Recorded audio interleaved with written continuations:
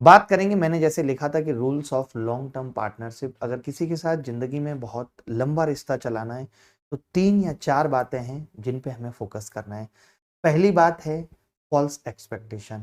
हम हर एक रिश्ते में गलत उम्मीदें पाल लेते हैं और गलत उम्मीदें ही लड़ाई की जड़ बन जाती है और वही लड़ाई की जड़ बढ़ते बढ़ते बढ़ते बढ़ते एक दिन अलगाव या ब्रेकअप का रूप ले लेती है। फॉल्स एक्सपेक्टेशन जैसे कि मेरा वो पहली कॉल पे फोन उठाए, ये हमारी फॉल्स एक्सपेक्टेशन है। ऐसा क्यों?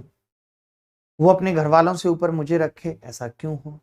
वो जब अपनी सहेली से बात कर रही हो, मेरा कॉल चला जाए तो वो मेरा कॉल तुरंत ले उसे होल्ड करके, ये सब फॉल्स एक्सपेक्टेशन में आता है।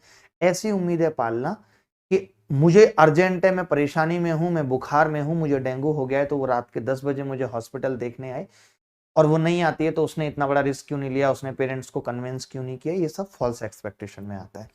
सेकंड सबसे बड़ी चीज होती है रॉन्ग कमिटमेंट। जब हम किसी भी रिश्ते में जाते हैं तो हम बहुत बड़े बड़े वादे कर देते हैं।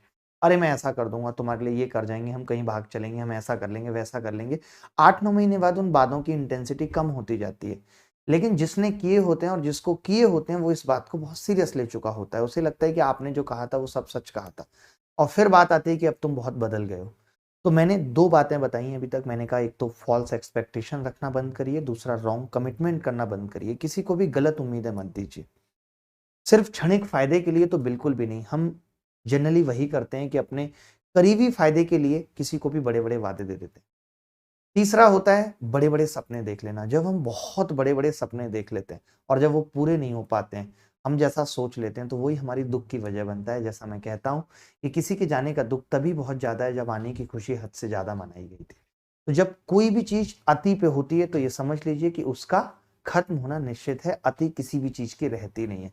तो अति नहीं करनी है किसी भी चीज की, किसी भी चीज को एक्सट्रीम पे नहीं ले जाना। एक्सट्रीम पे जाने का मतलब ही होता है कि अब ये चीज अबाउट टू एंड, खत्म होने वाली है। धीरे धीरे करके बढ़ेंगे, जिस दिन अति पे पहुंच जाएगी उस दिन दी एंड हो जाए। चौथी चीज आती है इमोशनल इंटेलिजेंस, जो हम अपना खो चुके हैं। अगर सामने वाले को गुस्सा आ रही है तो उस वक्त हमें धैर्य रख के ये सोचना है कि इसकी गुस्सा इस वक्त किसी भी वजह से हो सकती है। जब इसका मूड ठीक होगा तब हम और बात करेंगे। जनरली हम क्या करते हैं, सामने वाले ने गुस्सा किया, हम और 4 बातें निकाल के अपनी गुस्सा शुरू कर देते हैं और वहां पे रिश्ते खराब होने लगते हैं। तो 4 बातें याद रखनी है आज के बाद जीवन में। अगर आपको किसी से भी बहुत लंबे रिश्ते चलाने हैं, जरूरी नहीं है ये महिला और पुरुष के लिए हो, या आपका कोई बिजनेस पार्टनर है, आपका कोई दोस्त है, पहली चीज फॉल्स एक्सपेक्टेशन मत करिए। दूसरा रॉन्ग कमिटमेंट मत करिए। और तीसरा था कि जीवन को बैलेंस बना के चलना है, ये नहीं अति उत्साहित नहीं हो जाना।